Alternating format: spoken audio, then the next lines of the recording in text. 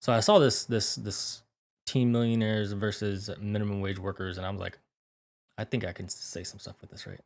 Let's get right into it. Want it, because I know that the people who really want it make it happen because they're just out here grinding every second of the day. There are so many people that work so hard and they are where they're at and they can't get out of that. They aren't able to. They don't have like the resources to be able to get out of that. It's not about working hard because that's so vague. It's about I genuinely think, how much do you really want this? That's actually really true. If you work hard, you'll be rich. Agree or step forward? If you work hard, you'll be rich. I disagree. I mean, yes, I agree. You can be rich from working hard, but like, there's also people that think working hard by itself will get you rich, and that's just not the truth, right? Like, you can work as hard as you want at McDonald's, you're not gonna be rich working hard at McDonald's. When I like think about hard work in my brain, it genuinely goes to like janitors, like fast food workers. Like that is a grind. That is hard work. Look at that. Well, I genuinely do not consider hard work, but I want it so bad. I lift 100 to 120 pound dogs into the tub. And then after I'm done washing them, I lift them back out onto the ground. It's hard work. You gotta be dedicated and you gotta love what you wanna do. There's working hard physically, like doing physical labor, and then there's working hard in consistency, and then there's working hard with intelligence, like being working smarter, not harder is kind of the term people use. But I think a lot of people are consistent because they kind of are forced to be consistent. You kind of have to wake up and do what you got to do because you have bills to pay. To speak a little on that, it's kind of like being fit. If you want to be fit, you kind of got to be consistent. Like, there's no other way of doing it. Like, you can't just work out for a month and think you're gonna keep that little bit of gain that you had forever, or even with anything else. Really, you have to be consistent in it. You can't go to school and study for a month and be like, oh yeah, I know the curriculum. I couldn't be a professor now. Pay in a life you want to live, but a lot of people are working consistently and staying in the same place versus like, okay, my game plan is I'm going to work hard at this so that I can get to this position, which will take me to here, to here, to here. And I don't know, I think when you have the ability to conceptualize what that looks like for your long-term state, then that's where the working hard does lead to you being rich in several areas. But I think a lot of people are consistent in their work, but that doesn't mean they're actively trying to get out of being in the same financial position that they are. And I feel like a lot of it has to do with risk. Like if you have this grand idea or you want to do this, you can do it, but it's going to take a lot of risk, and that's really scary for a lot of people. And like if you want, like for me, I started multiple businesses, and when I did, I had to pour a huge chunk of money, and that's such a risk. Like for example, I bought a nail salon, and it failed. And I poured so much money into that, and then I just had to, all right, buy money, like throw it down the toilet. Really. So you have your wins, you have your losses. I've had my losses and I've had my wins, and that's just kind of how. See, and the difference with people that don't take risks versus the people that do. The people that take risks, let's say they lose all their money like she did. You didn't just lose it for nothing. Now you have the knowledge of how you can probably do it better next time. Whether compared to the person that didn't take any risk is now just doing their same thing every day.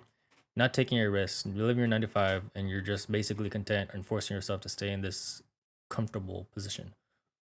How it goes. No risk, no reward. I feel like the statement that you made about like it's how bad you want it, I feel like I could say like, I mean, I know so many people that want to get out of like where they're at, and they want to so bad, but they can't, and it's just hard for them. And I mean, like immediately what comes to my mind is like my parents, and then that goes hand in hand with they became parents. They can't just stop doing what they're doing. They can't, like my mom is a preschool teacher and my dad is a contractor, and my dad's the smartest person I know, my mom's the most driven person I know, and they both like could do so much more with what like they are, like the gifts that they've been given in life. And like I know they could work so much harder. They want it bad, like work like more than anybody else to be out of where they're at, but like they can't. Like it's just like they just can't stop. And like you're mentioning, you bought a nail salon and it tanked. And sorry to hear that. Okay. But like we don't, like our family wouldn't have had like the money to just let that fly out the window. Like they couldn't they couldn't afford take it, that is what risk they're saying. because if they take that risk, we're done. Yeah. Like we don't Yeah, have that for sure. sort of like resource to be able to even jump into that. But you see, I think that's also like a lack of knowledge because like a lot of business owners, they don't just have the money to start a business. Some go into debt for that. Some take that type of risk where they're borrowing money to make that money back and then pay it off. And then after they're paying off, then they're at their what's it called, profits. So in a way, I guess you say you can do it, is just because it's risky, they don't. Do you think that, to piggyback kind of off what you were saying, do you feel like your career and life being able to hit its absolute potential stops at having kids?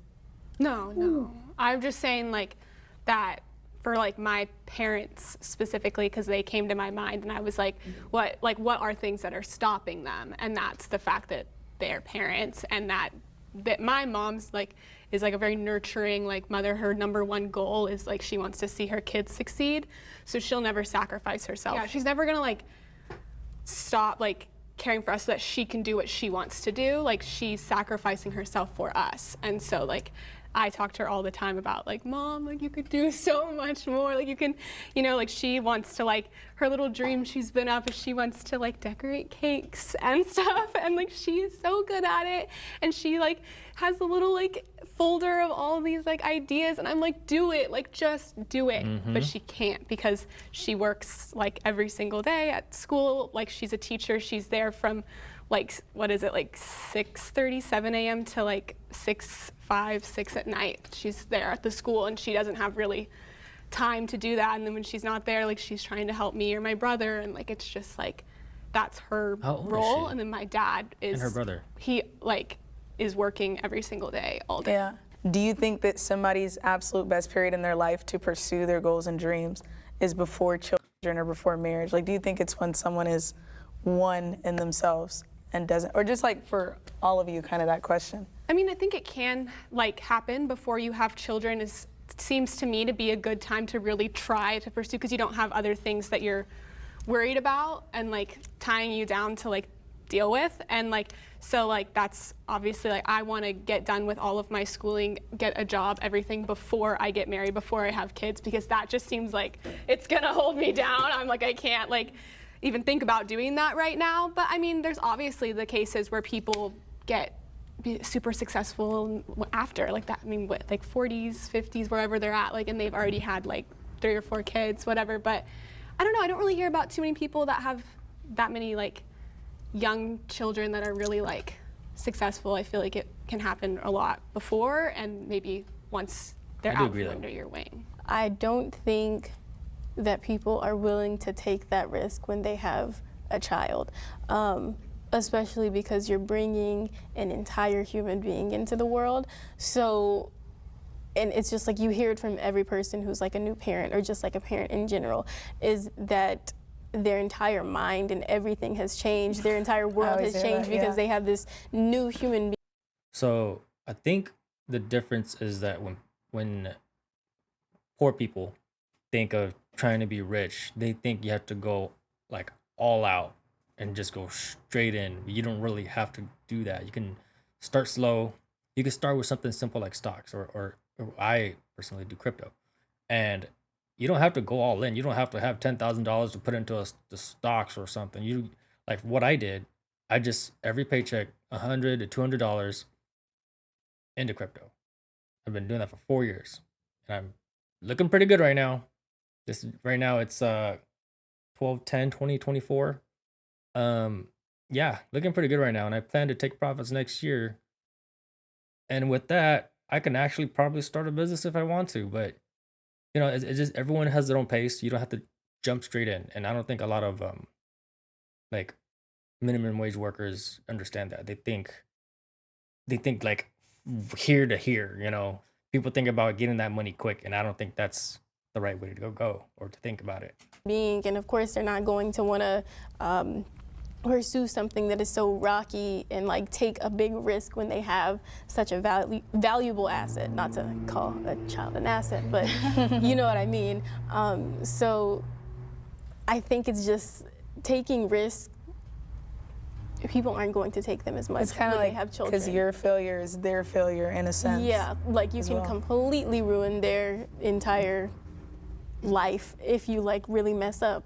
But I think the reason why I stayed back is so, Mr. because Pineapple. I think I have seen so many hard workers in my life and their work just not be propelled. I feel like a lot of people have luck on their side when they have success, and that Luck? doesn't necessarily, Or like when people education? take risks, there's always a bad outcome. I am so thankful that you were able to share your story about your nail salon.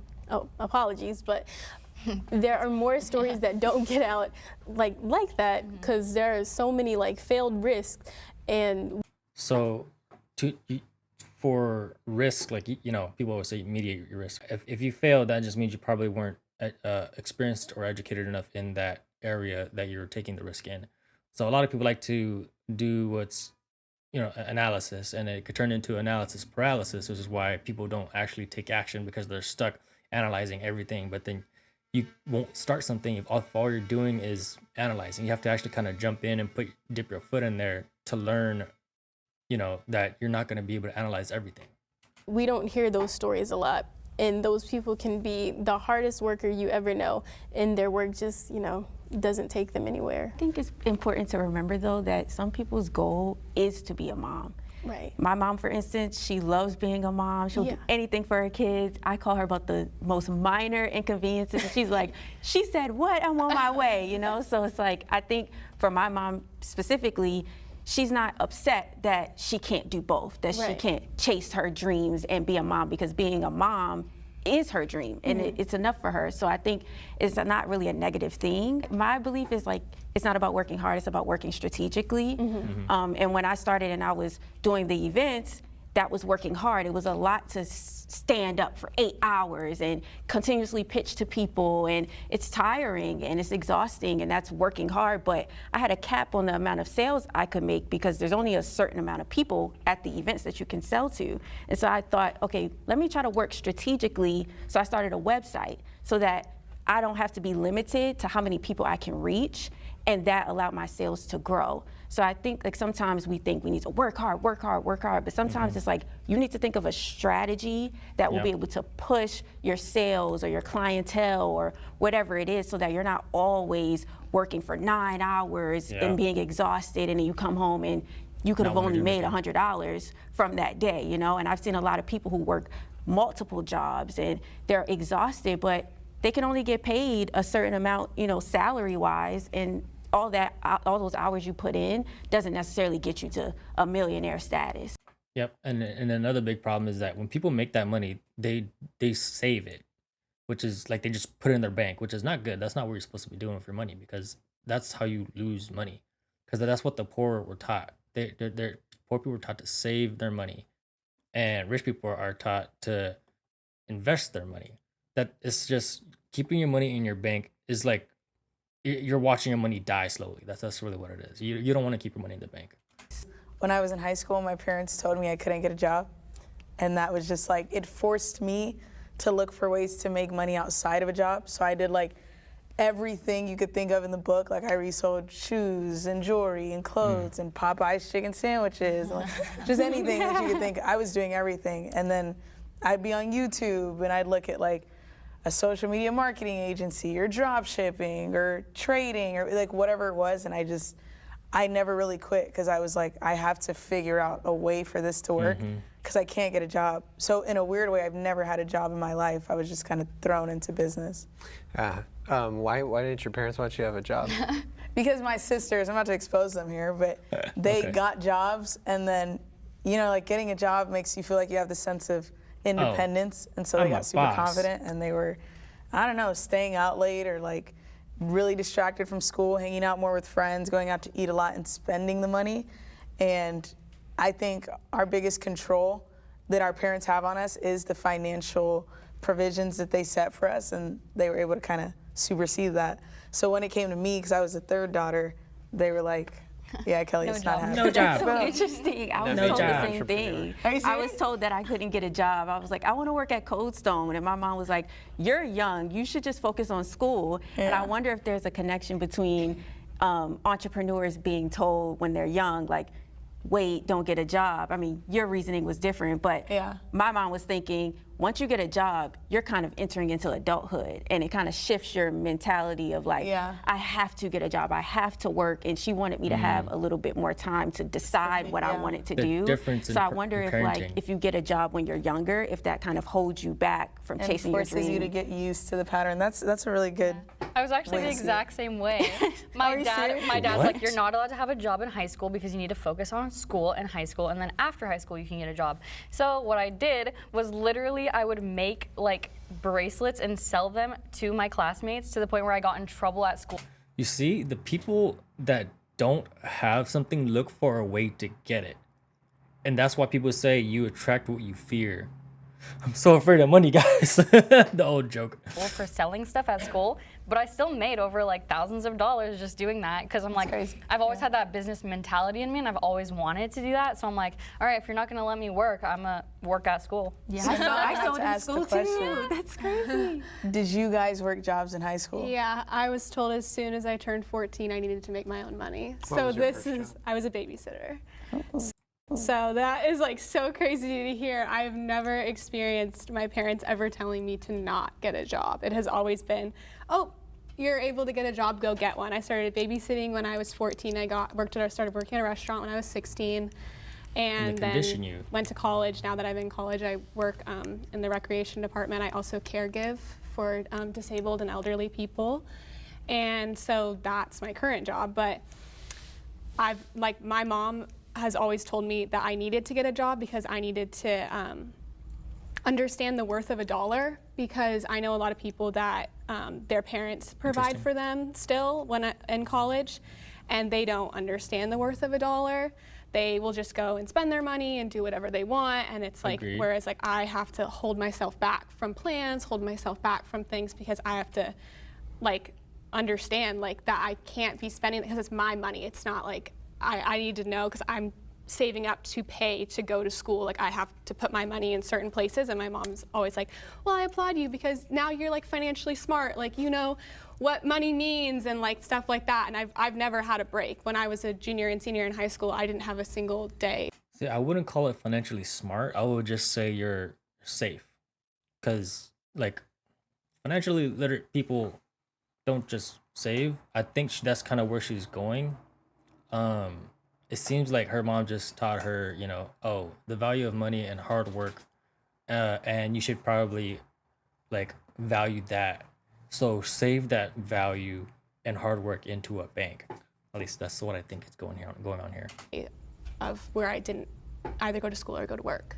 Yeah. So that's just where I'm at. That sounds kind of exhausting. It is exhausting. Our next prompt is, Gen Z expects higher pay than they deserve. Will the agreeers please step forward? Ooh, okay. Gen Z expects higher pay than they deserve. You see, I agree and I don't agree, because I do hear that a lot of Gen Zers don't even work.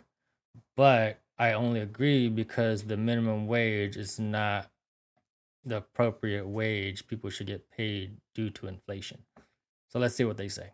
We live in an internet era where everyone deals with the art of comparison, and everyone kind of wants something so easily because of the fact that we see other people getting it so easy. You see somebody post something and it goes viral overnight, and whether or not they had a product, that either leads to them getting a lot of followers, and then once they get a lot of followers, it'll also lead to them getting a lot of sales, or vice versa. And so what happens is you get a lot of people who have become so social media enthralled that they don't put enough time into actually doing what they want to do. They spend a lot of time in like analysis paralysis, which is like, I want to do this and I'm going to do this and I'm going to do this, but they never actually do it. So I've just found that so many times where people, we all have our value and we all have our worth, and if we could all price ourselves at our value and our worth, you could never put a price on it because it's so high. And that's kind of how I see where people are at, is people would rather look or just be where they want to be versus actually trying to work so they place their value at such an excelled rate.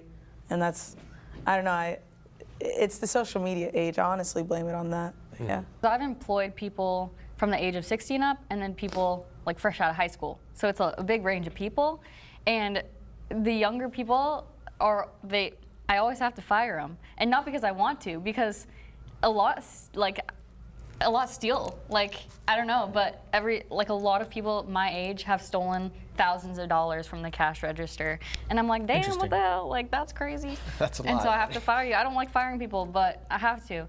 And then even if it's not stealing, it's like, I'm sick today. I'm sick today. Okay, you're sick every day? Like, you don't even want to work here, you know? And so that's just like my personal experiences when I hire people like of that generation. It's just either calling in sick, don't want to work, well, do you even want this job? Or, oh, you're taking advantage of the job, and then you're stealing from me. So all the people I employ right now, I do employ one great younger, but everyone else is older. And Yeah. do you, I mean, with your like social media, maybe the comparing your lifestyle to others, do you Yeah. think that's what it is, or is there other things you've observed? I don't genuinely know. I feel like it is a lot of social media. You want more. But I feel like it also has to do a lot with parenting. Like, I was you can just just about to live say at that. home and it's fine. Parenting. And that's what a lot of my employees are like. The younger ones, like they're still taken care of, so they don't really have a reason to be there. Yeah. I also think it's It's like being babied. I don't know. I feel the reason I place a lot of the blame on social media is because people's attention spans have drastically decreased. Where if we go back to like our parents' age, they would wake up and they would work all day because that's kind of all they had to do, right? But they had their times very planned out. They had to do something, they do it immediately. Procrastination wasn't as such a high level as it is now.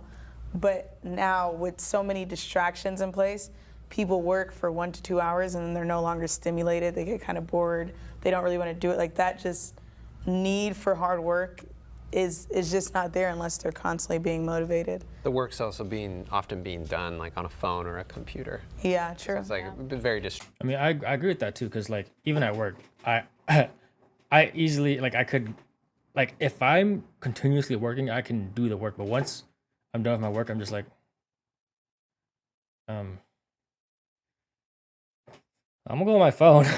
I need something to do, and that my attention span isn't that great, and that because I'm on social media a lot too, so it could be that too. I'm pretty sure I have ADHD also. So, I mean, I don't know, but also I'm sure that media has a contributing factor to ADHD also, which is a lot more prevalent nowadays. Changed my mind. Why'd you change your mind? As you guys were talking, I started to think about people who I've hired, like work for hire type things, and I have noticed that their pricing will be ridiculously high, but I'll take a chance on them because I'm like, okay, you value yourself, and I believe in people like pricing at their value. But then a lot of the times I find myself disappointed with the product that I receive, and I'm like, you kind of overpromised and underdelivered. And I think that's because, like, I hate to say it because I'm a part of Gen Z, but I think it's because we are missing the grind time, the part where you like put your head down and you work on your skills. And I also believe in like free, then fee. And I think Gen Z are kind of just jumping straight to the fee, and you're like, yeah, this is gonna cost $1,000. And I'm like, okay, I'll take a chance. And then it's not $1,000 worth of work. Yeah. So I think like for me, Like, so for me, I'm lazy at work too, right? Like, you know, from a money standpoint, business standpoint, is like there's three very important things in life that are priceless, like energy, time, knowledge. There we go, knowledge. I was talking about it in the beginning, energy, time, and knowledge. So like, I know like I could get paid more at work. Like I probably should get paid more at work, and I could be a supervisor, maybe even a manager, but I'm not willing to put in that effort because I know that I'm worth more than that. And also with how, at least my job, how it's set up, like managers and supervisors, and like it's not worth becoming that position because of all the things that are required of you. And no one wants to work their wage. So I don't want to pick up their slack. So I deem it not worth becoming a supervisor or a manager. And even supervisors and managers have told me that it's like not really worth it. Now, if it's all you've got, like if that's it for you, and you don't want to move any higher, you don't want to become a millionaire, you don't want to push further than what you can do to your true value, then sure, you can go and become a supervisor or manager and just kind of live your life there. I think my generation is kind of like, as soon as they get the passion to do it, they're trying to charge the high prices, but then they're not delivering the value that they're charging. So when I think about work for hire, I'm like, yeah, I've had a couple situations where they were charging way too much for what they did. But I also believe in like, yeah, you should charge like at your skill level. Yeah. We got to bring in our disagreeers. Of course. See, I'm wondering what they're gonna say, because if they're gonna disagree, they're probably gonna bring us something like I just said. And knowing how to value yourself is what's important. And people think that they're not being paid what their value is. And I've shown my value at work. People know I could be a supervisor, but I don't want to be a supervisor because it's not worth it. So my story is a little bit different, but a lot of people don't want to put in the work, put in the effort, that type of thing. I think where I primarily disagree is the fact that I firmly believe that a lot of companies will take advantage of your hard work, and a lot of companies will pay you a specific amount and expect you to do so much more than what your job title entails. And I think people's work really does get taken advantage of, especially in the workforce, especially in the minimum wage workforce, because you'll have someone doing the job of like their entire manager and still getting paid the amount of like a regular barista. That's exactly how I feel. And that's why I don't want to become a supervisor or a manager, because then they'll expect more of me. I work my wage. Just for example. So I don't think Gen Z is necessarily asking for more than what they deserve in terms of like working, regular jobs. I understand what you mean though. Especially with a lot of businesses, especially with a lot of hair businesses specifically, people will charge extremely crazy amounts, like $700 for braids. So like I understand what you guys are saying, and I feel like that definitely resonates more with like niche works like graphic designers and like very things that don't necessarily require hard skills. So I understand where you guys are coming from, but I do believe a lot of companies will take advantage of younger people because they think they're not hardworking and just like pay them less. So I think I can understand both sides, but that's where I stand. Yeah. I feel like companies don't necessarily take advantage of younger people, but people in general. Because, so I feel like with the younger people, with anyone, like if they don't think that their work is valued, then don't work, but still get a job. And I feel like a lot of people just don't even have jobs these days. It's just a lot of playing video games at home because mom and dad are supporting them. That's what I see a lot. Well, what I see from people because I work in a video game industry as well, I see a lot of people who don't have jobs, not because they're not applying to them and applying themselves, but because the job market is terrible right now. It is extremely hard to get a job. Before I got my minimum wage job, I had applied to like 100 jobs on Indeed, on LinkedIn, and I definitely have the credentials to do the work, but people aren't hiring. As much as people are saying, oh, we're hiring here, we're hiring here, they're not actually hiring. So it's very luck-based. It was even luck-based that I got the job that I got. So it's not that people aren't actually looking for jobs, because a lot of people are. They just cannot find jobs. And specifically for video gamers, a lot of them are in the software engineer and just like computer science route. And that field is completely saturated right now, so it's really hard to get a job in that industry. No, your statement definitely like opened my eyes, because like while I'm driving down the street, I see like, we're hiring, like every 5 seconds. But then I hear like no, they're actually not hiring. But why do you have the sign on your window? Yeah. I think I do want to say one thing that I cannot honestly admit is I feel like I will never fully, unfortunately, be able to understand your perspective just because from the way I've never worked a job. And so being able to hear it is really refreshing and like really opens my eyes, to, like kind of the stark differences where we were like, oh, $15 an hour is enough. And you guys were like, no, it's not. But it's like, realistically speaking, I've never been able to experience that to understand it. So the way I think is going to be kind of misconstrued in the same way, like for us, we're always trying to hire new people. And we're like, it's so hard to find people to hire. Whereas you guys are like, well, the industry, like it's really hard to get a job out here. So I think that's one thing that for me, I'm just kind of going through it in my head, like, oh wow, this is really I'm awesome. the same exact way as a business owner. Like I'm hiring, and I'll post it and I'll advertise for it on the Instagram, on Indeed, and nobody applies. And I'm just like, hello, like what's going on here? But then everyone's complaining about not having a job. So I'm like, maybe it's just the different types of industries we're looking at, or maybe we're just not looking in the right areas, the right spaces. But there are always jobs. You just really have to do your work to try to find them. And so what actually works really well is when people actually physically come in and say, are you hiring? And then I'm like, yes, I'm hiring. And it works out like that. I feel like a lot of the You know, I think the middle ground is that their jobs are not the jobs people want are looking or are looking for, and the people that are looking for jobs are just looking for mediocre jobs. I mean, if we're talking about young people that don't want to work, then it's like young people are looking for the easiest jobs so they can just kind of get by, and it's not going to be their jobs. And if they're just trying to get by, they're just going to get fired. Thus, the cycle continues of people still needing to hire, and people can't find jobs because they don't want to work. And people that do want to work get to stay at their jobs, so you never hear them complaining.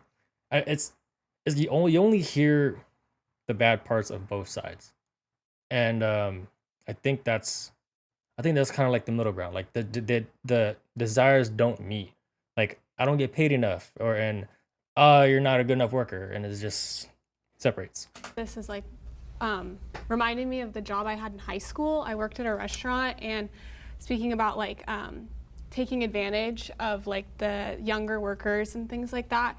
When I applied there online and I got the job, and I applied to be a busser there, and by the end of it, I wasn't like increased in pay, but I was also a host, a barista, taking to-go orders, running food, and answering phone calls, making everything. The only thing I couldn't do, what they asked me to do every single day, was take people's orders, and I said, I'm not 18, I can't do that, I'm not allowed to do it. They had me like doing things I really wasn't supposed to do, and I never like saw like a pay increase or anything like that for that reason. The only reason I would get a pay increase is if like the minimum wage in the state went up, because I worked there for like 3 years. But like, Wow. and so they did that for all the girls that worked there and they called them like our little group. There was our group, which was high school girls, and they would do that with all of the girls that worked there. And I loved that job, it was great, but thinking back on it, it's like, yeah, I was doing things that I didn't apply for, and like they didn't say, oh, now that you're gonna be making the drinks, like we're gonna, up your thing, instead of just, I applied to just wipe down the tables. And so I'm like, here I am doing that. And then with hiring with them, it was like, I would see people come in all the time, hand in their resumes, and they would literally tell me to just go put them away. They're like, we're not gonna look at them, like we don't care. And they would ask us girls, do you have friends that wanna work here? And that's who they would hire. It's just really different, thank you for saying you don't know it because you haven't experienced it. And it's like, yeah, that like the experiences can be weird like that sometimes. And it's like, I'm very fortunate to have worked there, because I believe everyone should have that experience at least once, because now I don't. When I'm like in a restaurant and a server maybe is rude to me, I'm like, you know what, I've been there, I know what it's like, and I'm just gonna let you do that, because I have had some horrible days in the industry of restaurant The before. understanding when you come from a dark place. Going back to what you guys said about them taking advantage of people, my first job, I worked at Taco Bell. I was hired to be a cashier. They had me bussing tables, they had me cleaning up the poop in the bathroom, they had me doing all that, and this was back in 2015. So the minimum wage wasn't as high as it is now, but they didn't increase it, they didn't do nothing. I think I was working at Carl's Jr. back then. And I don't think that's fair, like at all. because you hired me to do this specific thing. How are you going to find the time to train me to do all these other things? I want a husband who earns more than me. Step forward if that's true for you. Dang, if a guy could give me everything I've ever wanted, I'd have a husband. Yeah, this is awkward. I say that I want a husband that earns more than me because I'm just like, just me.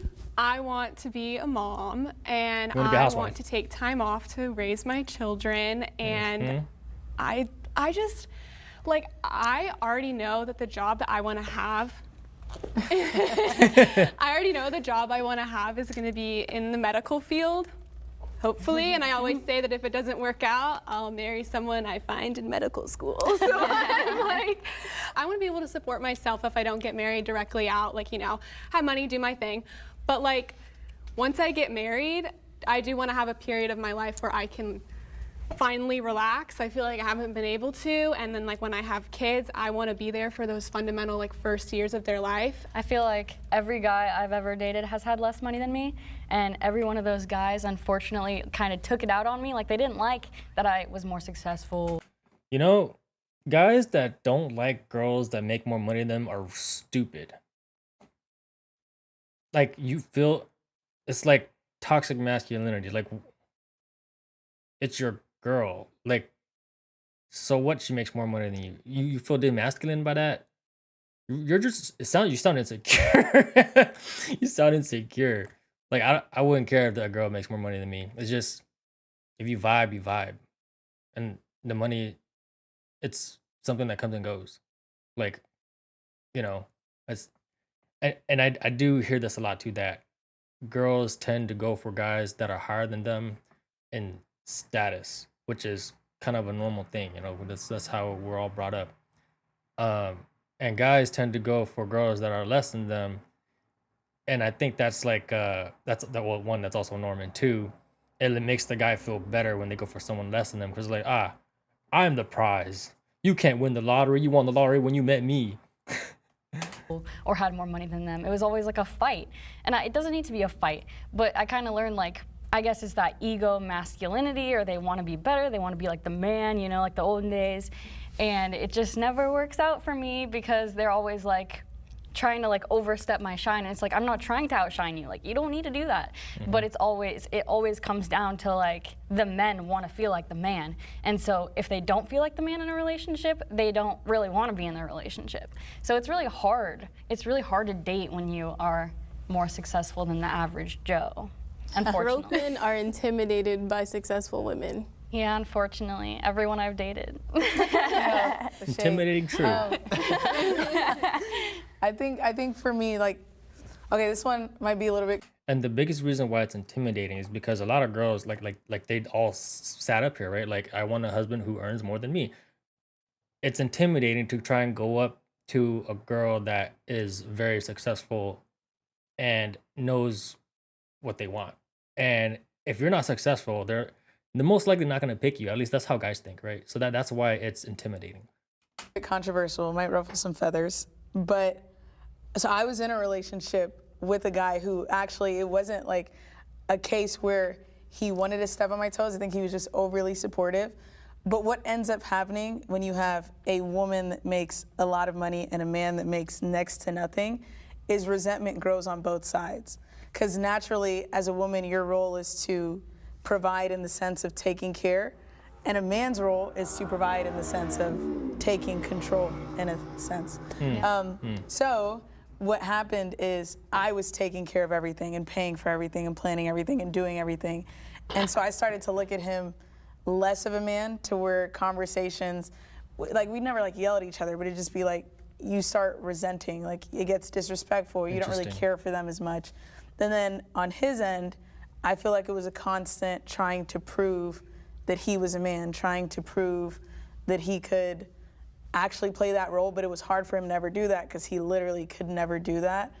And it was just a case where heads just kept clashing. And it just, I don't think a relationship where a woman makes more than a man will ever work. My aunt always told I was just about to ask that question. Is it just incompatible that a poor man can't be with a rich woman? Is that a true statement? Tell me in the comments. Tell me wherever I post this. Tell me.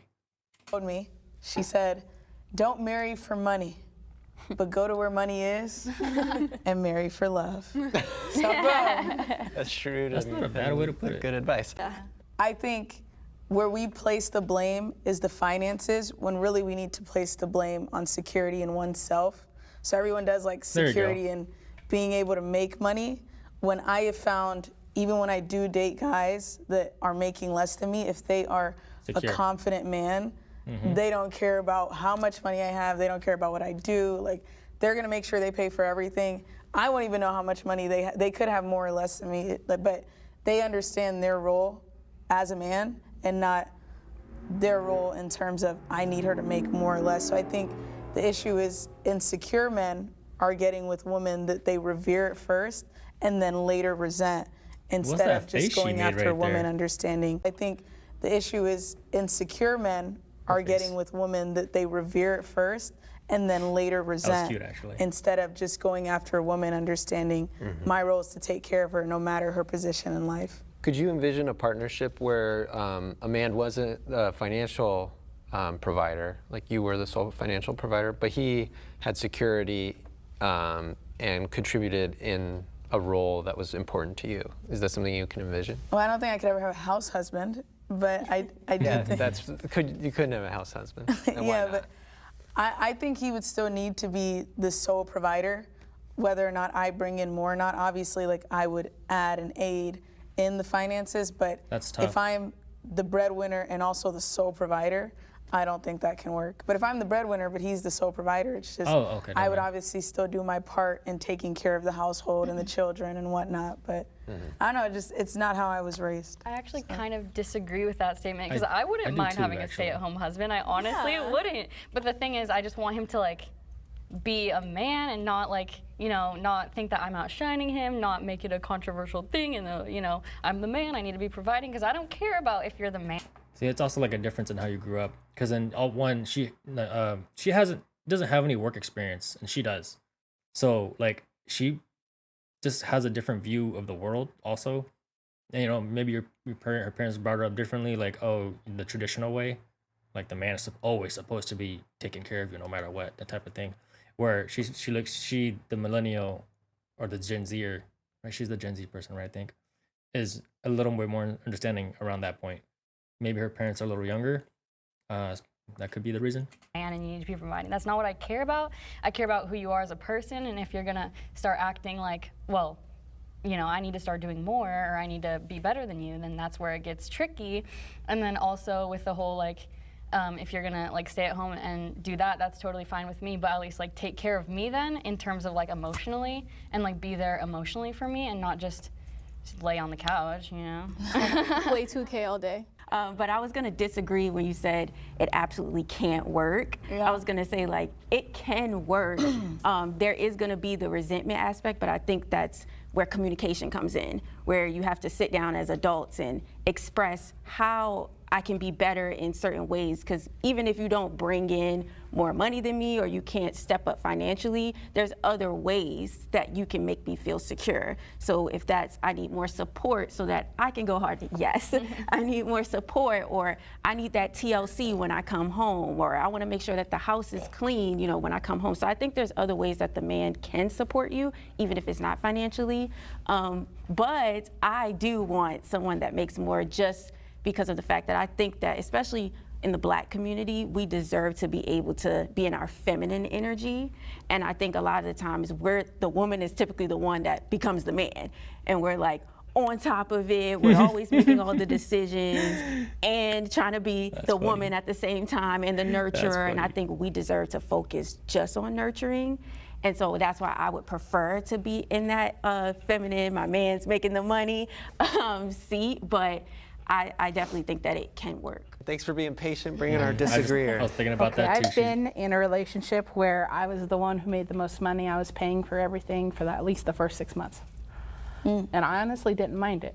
in order for a successful relationship to work, you know, including money, it takes 50-50. Like say I get the water bill, you get the trash bill or whatever. I just like taking care of the people that I'm with. Why do you think that relationship ended? You want the truth? Yes. He cheated on me. Oh no. With my best See? friend of Fear 17 man. years. So you lost both of them. Yeah. That's ridiculous. Oh, that's so stupid. And wild. the thing is, I was still coming home. Asmongold thoughts in my head. I've been watching too much Asmon. No, go away. Okay. I think that's kind of what the issue is sometimes when we decenter ourselves from like a traditional like relationship, like the man being the sole provider, and we kind of explore other options like the 50-50. You kind of run into like these really crappy men who just take advantage of that, making it kind of hard to explore, oh, well, maybe I wouldn't mind taking care of this person. I understand. And I think that's kind of Because I'm sure there's men out there that go, I got this, so you got this. Oh, I got this last time, so you have to get this one. And it's like, it's just too much of a counter, like, you know, like a tit for tat type thing, but with money. where I'm at too, because it's just like I wouldn't mind taking care of someone and I wouldn't mind making more, but I also want them to take care of me. And it doesn't necessarily have to be financially, but just like take care of me. And you know, some guys just don't do that. Some guys just aren't worth it. I mean, $15 an hour is enough for minimum wage. No. Agree or step forward? It is not. Oh, interesting. You see, they step up because they don't know what it's like. They just lack the experience of making that much money an hour. Just so you guys know, I'm not a minimum wage worker. I used to be. I remember when I started back when I was I 16, 19? No. Yeah, I think I was 19. Like the minimum wage was $7 back when I started. Even back, like minimum wage isn't enough to live. It's barely enough to get by. Like, that's why people work 2-3 jobs, and depending on how you live and you know people you take care of, like 15 an hour is not enough. And I'm actually really interested in what they're gonna say because they sat down, I know they don't get it.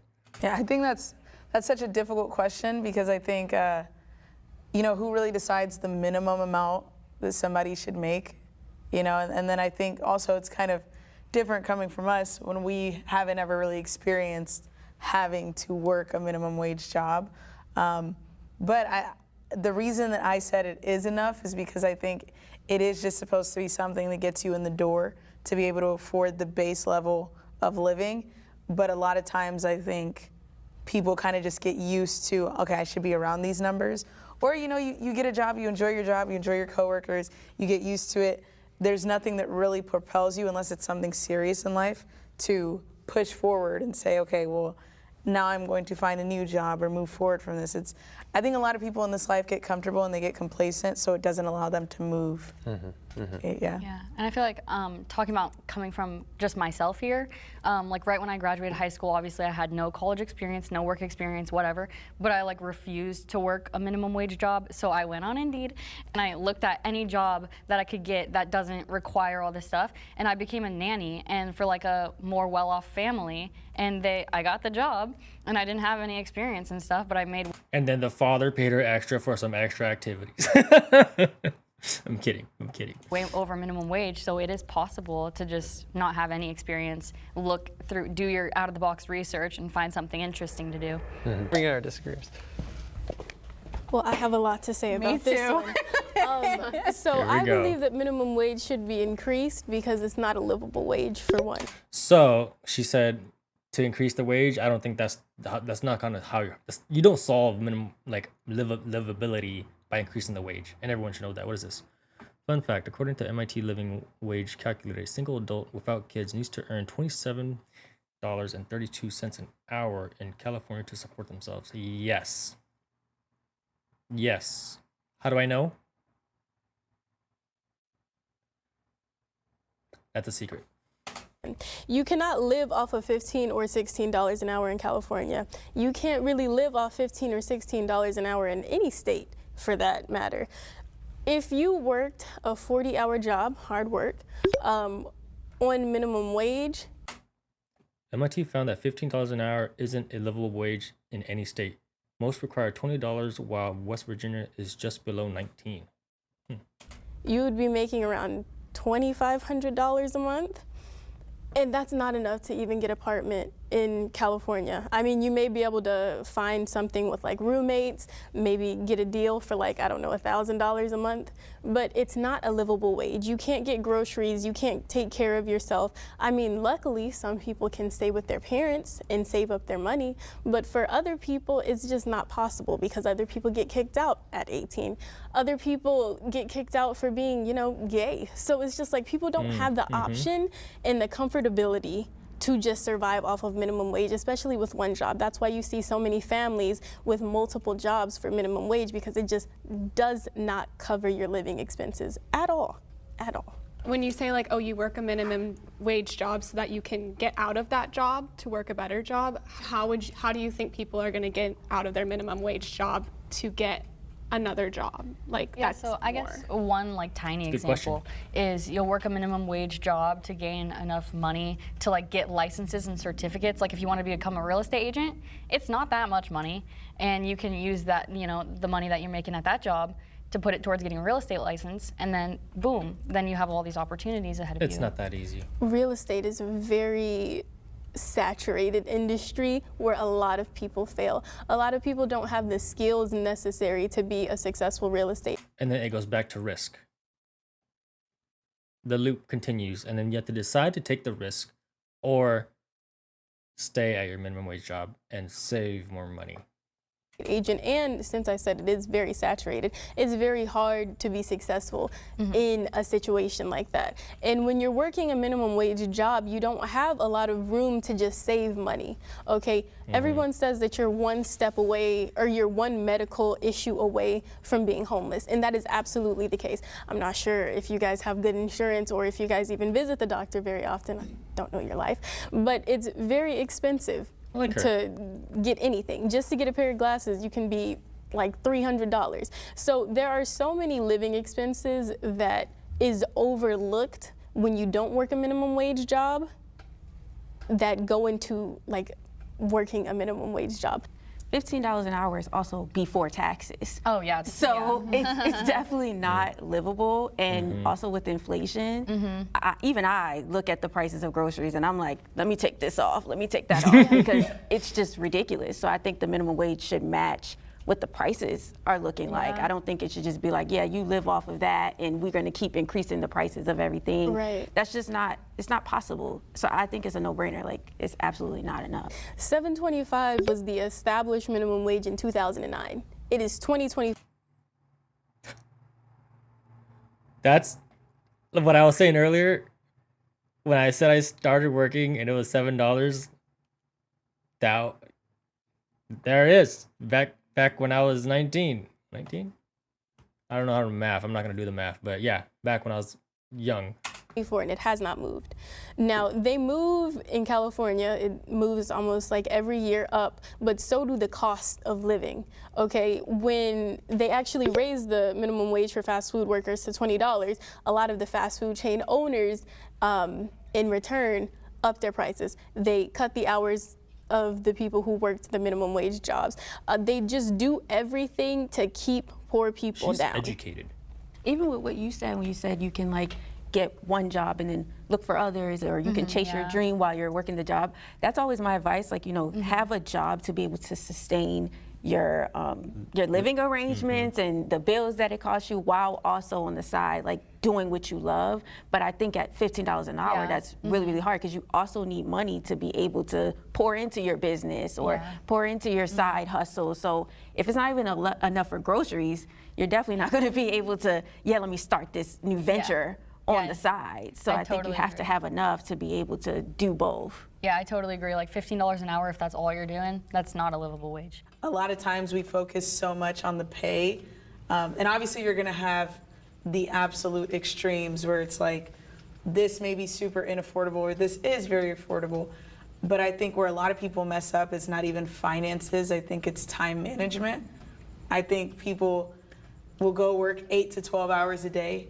Maybe you sleep for 8, so we're looking at like, I don't know, 16 to 20 hours. And with that free time, they kind of use it to rest, which is where you should. But in life when you are trying to get somewhere, it's kind of like when you're going up a hill. The journey up is going to be very difficult. You're going to get some cuts and bruises, and it's going to hurt. But when you finally get to the top of that mountain, it's like, okay, all of that was worth it. And I think that's where a lot of people mess up, is their time management is off. So even when they do have something that's putting them in a stable or great situation, wherever it is, there's so much stress that's in tune with that they're not able to effectively manage their time, time to put more towards is a really something else. big thing. Okay, we got to reset. The rich have a moral. And with time management, it's all about how you prioritize your time. Like, you know, like let's say a friend's like, hey, you want to go hang out today? And you're like, oh, I don't want to go. I want to play games. So you're prioritizing games over hanging out with your friend. And it's just your prioritization is different. Instead of hanging out with your friend or playing games, you could be working on something else. You could be like looking up YouTube videos on how to like make extra money, how to sell on eBay, how to invest in stocks. There's like other little things you can do with your time that will slowly get you to your goal. Moral responsibility to help the poor. I disagree. They don't have the responsibility to help the poor, but they should educate the poor on how to become like them. The impact you leave on other people is the true meaning of your legacy, not how much money you make. But I think it's tricky because I know a lot of people would probably argue like, okay, well, if I was poor, but I was able to become rich, then you should be able to do that too, and I don't have to give you my money. But I do think that what makes the world a better place is when you can see someone struggling and help them and understand that it'll come back to you in some way, shape, form, or another, and not feel, I guess, so stingy with it could never be wired in me to not help somebody if I see them in a position where they should be helped. Personally, I don't think it's necessarily the rich's or a rich person's obligation, or I don't think it's necessary for them to specifically care for the poor. I think it's the government's responsibility to make sure that their citizens are okay. And they don't do enough. And I feel like at the end of the day, the government kind of creates a divide. And I feel like it's divided into 3 sections. And I feel like at the very middle, the middle class people kind of hate both sides in a sense. They hate the rich people because they're extremely rich, and they hate the poor people because they're poor and they're taking all of the assistance that they can't get. And that middle class people, they just work extremely hard and they can't really get anything, because I feel like a lot of rich people and people with a lot of money, they get a lot of handouts. They get a lot of free things. Like say if you were signed up for, like American Express, and they give you like 20% cash back. I don't think that's actually how much they give, but you get more stuff when you have more money as opposed to when you're poor. And there are just a lot more expenses, I believe, as a poor person that we overlook when we're rich. But I don't think it's necessarily a rich person's place, or not even place, but I don't think they have an obligation to help poor people. Should they? Yes. I think some of the richest people I know are some of the worst people I know, and some of the saddest, miserable, depressed people I know. And it mostly comes down to like they're just not helping anyone but themselves. I think help is like, it could be anything. It may be, okay, I'm gonna help you with one thing this month, but I'm not gonna help you every month of the year. Or I feel like you can also give back in different ways. Like you can go and speak to, the people who are trying to build businesses. You can speak to them for free and give them the resources and the knowledge that you have. And I feel like I do that a lot, where I'll talk to people they're like, I have this idea and I really wanna start a business, and I won't charge them, to tell them the secrets that I have. And I feel like that's still you helping the poor right there. without you just throwing money everywhere at everybody. So I think it's subjective to how you want to help. A lot of people that are at the top can't even see far enough to understand who the people at the bottom are, and what they're going through. And even for me, like trying to understand one side But then being on another side, it's a hard battle to kind of figure out.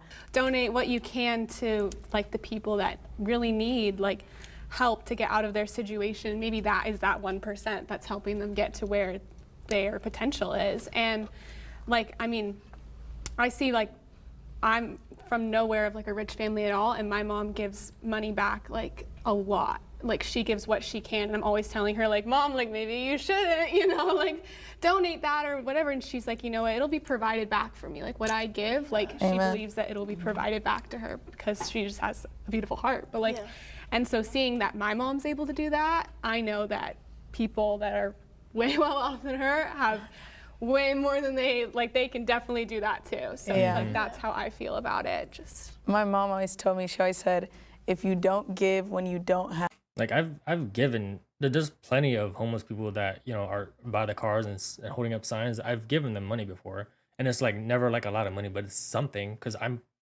poor too. I've given money. It's not hard to be generous and trying to help someone that's not in a better place than you are. And I do think that if you provide knowledge, it provides much more longevity because that way they can come up themselves if they choose to. Because I believe you can't help people that don't want to be helped. So they're a lost cause. And at that point, you should focus on yourself. But there are people that do actually want to come up and put in the work. Those are the people that are worth it because you never know like whose life you can change. You won't give when you do. And I always thought about that like through my entire life. And so that was kind of my motivation. Because I know it's going to pay me back in someday, but you have to instill those habits. I feel like some of the most giving people I know are people that are like middle class because they know what like it's like to be like lower than that. Yeah. This is going to be a little bit tricky. I'm going to say currently I have $100 or less in my bank account. If that's true, you come in. Now I'll say currently I have $1,000 or less in my bank account. If that's true, come in. So you come in when it's true for you. Interesting. I like this. Does that make this. sense? And then you'll just hang out here. I'm willing to bet these girls, the millionaires, don't have much money in their bank account. They might have some for like, emergency funds. Like, I gotta take my car to the shop. $600, something like that. And while the girls on the right, I think all their money is in their bank. Currently in my bank account, I have $100 or less. That was kind of expected. All right. Currently in my bank account, I have $1,000 or less. I have $10,000 or less. Oof. Oh yeah. 1 million or less. I mean, wait, they actually have $1 million in their bank account? 10 million?